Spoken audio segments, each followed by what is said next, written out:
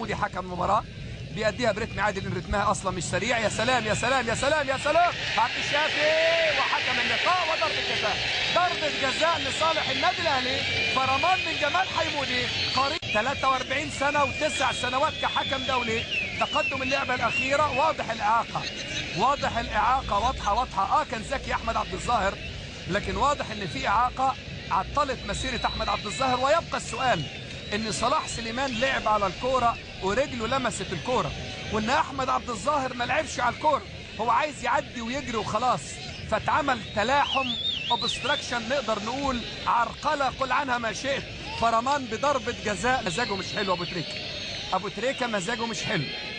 ضربة حرة لصالح النادي الاهلي. محمد ابو تريكة عملها النجم الكبير، راح لجماهيره الحبيبة في كل مكان.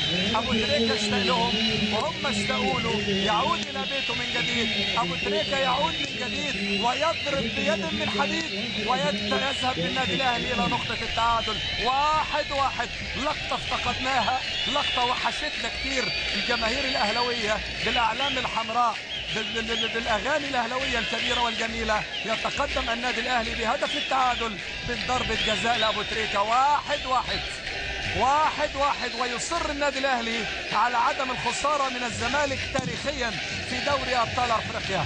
حطها بثقة، حطها بهدوء، حطها باقتدار على يمين حارس المرمى عبد الواحد السيد. 1-1.